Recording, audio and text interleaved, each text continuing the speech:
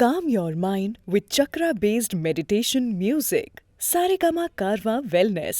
எல்லா விஷயத்துலயும் ஃபர்ஸ்ட் வரணும், முன்னாடி இருக்கணும் அப்படின்னு நம்ம எல்லாத்துக்குமே ஒரு ஆசை இருக்கும்ல.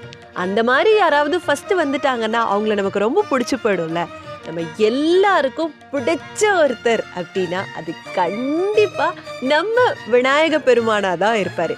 ஏன்னா அவர் எல்லாத்துலயுமே ஃபர்ஸ்ட். அது மட்டும் இல்ல, கொழன்னு இருக்க தொப்பை, நீட்டமா இருக்க தும்பிக்கை, பெருசா இருக்க காது, எப்பவுமே சிரிச்சிட்டு இருக்க நம்ம மூலாதார மூர்த்தி எல்லாத்துலயுமே ஃபர்ஸ்ட்.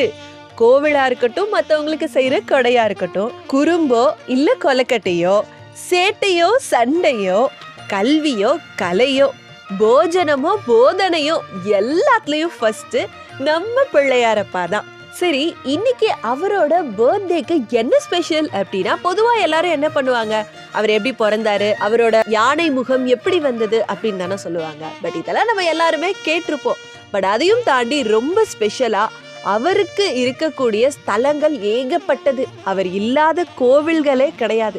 ஆனா அதுல அவருக்குன்னே ஸ்பெஷலா சில கோயில்கள் இருக்கும்ல, அது என்னென்ன அப்படின்றத பார்க்கலாமா? முதல் கோவில் சிவகங்கை மாவட்டத்துல இருக்கக்கூடிய பிள்ளையார்பட்டியில கற்பக விநாயகர் கோவில் தான். இவருக்குன்னு ஸ்பெஷலா இருக்கக்கூடிய ஒரு கோவில் இந்த கோவில் தான். கிட்டத்தட்ட 1300 வருஷத்துக்கும் பழமையான குடவரை கோயில் இது. ஒரே பாறையில பெரிய விநாயகரா செதுக்கி இருப்பாங்க. இங்க இவரு வலம்புரி விநாயகரா காட்சி கொடுத்துட்டு இருக்காரு. ஸோ விநாயகர் சதுர்த்தி 10 நாள் செலிப்ரேஷனா நடக்கும் இந்த கோவில்ல. முதல் நாள் கொடியேற்றத்துல இருந்து கடைசி நாள் தேர் இழுக்கிற வரைக்கும் பயங்கர பிரம்மாண்டமா நடக்கும்.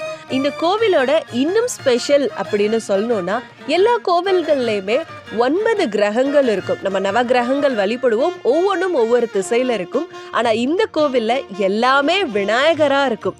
நம்ம எல்லாருக்கும் தெரிஞ்ச ஒரு விஷயம், 9 கோலையும் ஒன்றாய் காணணும் அப்படின்னா அது பிள்ளையார்பட்டியில தான் வரணும், வந்து பார்க்கணும். அடுத்ததா முக்தீஸ்வரர் கோவில்ல இருக்கக்கூடிய ஆதி விநாயகர் மயிலாடுதுறை திருவாவூர் ரோட்ல சீதலபதி அப்படின்ற ஊர்ல தான் இந்த கோவில் அமைஞ்சிருக்கு. இந்த கோவிலோட முக்கிய சாராம்சமே, எல்லா கோவில்ல இருக்க மாதிரி நம்ம விநாயகர் பெருமாள் யானை முகத்தோட இல்லாம மனித முகத்தோட பக்தர்களுக்கு அருள் பாலிக்கிறாரு. மனித முகத்தோட இருக்கக்கூடிய இந்த விநாயகர் இந்த ஆலயத்தை தேவாரம் பாடல்லையுமே இடம்பெற்றிருக்கு.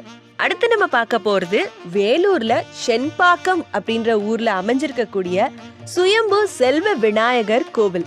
பேருக்கேத்த மாதிரி இங்க ஏகாதச ரூப விநாயகர் இருக்காங்க. அதாவது 11 சுயம்புவா உருவான லிங்க வடிவத்துல இருக்கக்கூடிய விநாயகர் இங்க காட்சி கொடுக்கிறாரு.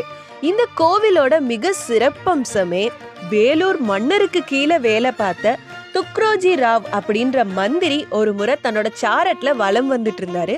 அப்ப ஏதோ ஒண்ணு மேல ஏத்திட்டோம் அப்படின்னு சொல்லிட்டு டக்குன்னு தன்னோட வண்டியை நிறுத்தி பாக்குறாங்க.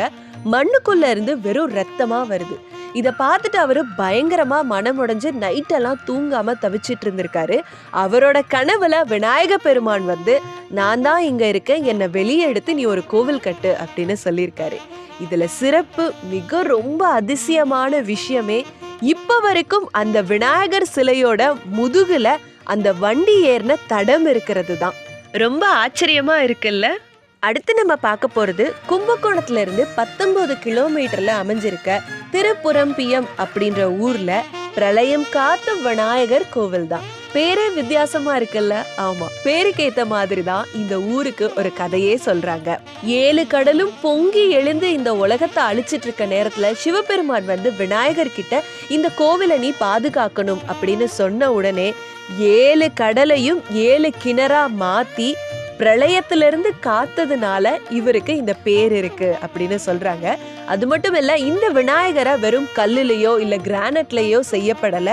நத்தை கூடுகள், கிளிஞ்சல்கள், கடல் நுரைகளால செய்யப்பட்ட விநாயகரா இந்த கோயில்ல காட்சி அளிக்கிறாரு. ஒரு வருஷத்துக்கு 365 நாள்னா இவருக்கு 364 நாட்களும் எந்தவித அபிஷேகமும் ஆராதனையும் கிடையாது. ஒரே ஒரு நாளான இன்னைக்கு விநாயகர் சதுர்த்தி அன்னைக்கு மட்டும் ஒரு பெரிய அபிஷேகம் நடக்கும்.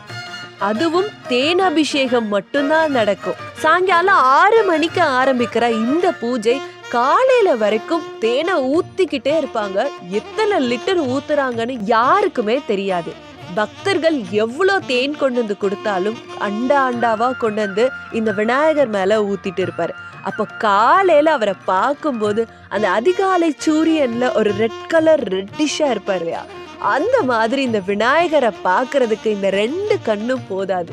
இதுல இன்னொரு சிறப்பு அம்சமே, அவ்வளோ தேனும் அவர் மேல கொட்டினாங்க இல்லையா, அந்த தேன்ல ஒரு சொட்டு கூட நம்மளால பார்க்க முடியாது. அத்தனை தேனையும் இந்த விநாயகர் உறிஞ்சிடுவாரு அப்படின்றது மிக மிக சிறப்பான ஒரு விஷயம். அடுத்து நம்ம பார்க்க போற கோவில் திருவலஞ்சுழி கோவில்.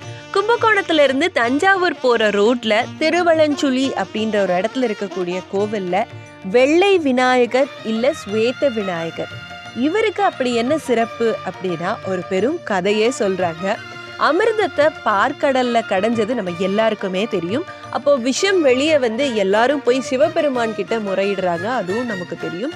அப்போ சிவர் என்ன சொல்றாரு அப்படின்னா, எல்லாத்திற்கும் மூல கடவுள் விநாயக பெருமான், அப்போ விநாயக பெருமான கும்பிடணும் இல்லையா அப்படின்னு சொன்னதுக்கு அப்புறம் தேவர்கள் எல்லாரும் சேர்ந்து அமிர்தத்தை கடைஞ்ச அந்த பார்க்கடல்ல இருக்கக்கூடிய அந்த நுரைய அள்ளி ஒரு விநாயகர் சிலையா வைக்கிறாங்க. அவர்தான் இந்த வெள்ளை விநாயகர், ஸ்வேத விநாயகர். இவரு தேவர்களுடைய ஆத்மார்த்த பூஜா மூர்த்தியா இங்க இருக்க எல்லா பக்தர்களுக்குமே அருள் பாலிக்கிறாரு. ரொம்பவும் சக்தி வாய்ந்த விநாயகர் இவர். எப்படி முருகனுக்கு அறுபடை வீடு இருக்கோ அந்த மாதிரி விநாயகருக்கு 10 படை வீடு இருக்கு. அதுல ஒரு வீடு இந்த வெள்ளை விநாயகர் திருவலஞ்சுழி கோவில்ல இருக்கக்கூடியவர். பார்க்கடல் நுரையால செய்யப்பட்ட விநாயகர் அப்படின்றதுனால வெள்ளை விநாயகர், ஸ்வேத விநாயகர் அப்படின்னு இவருக்கு பேரும் வந்திருக்கு. இப்படி ஏகப்பட்ட திருவிளையாடல்ல ஈடுபட்டிருக்காரு நம்ம விநாயக பெருமான். அப்பாவுக்கு பிள்ளை தப்பாம பிறந்திருக்காரு. அப்புறம் உங்க வீட்டுல எப்படி விநாயகர் சதுர்த்தி கொண்டாடினீங்க அப்படின்றதையும் மறக்காம கமெண்ட் பண்ணுங்க.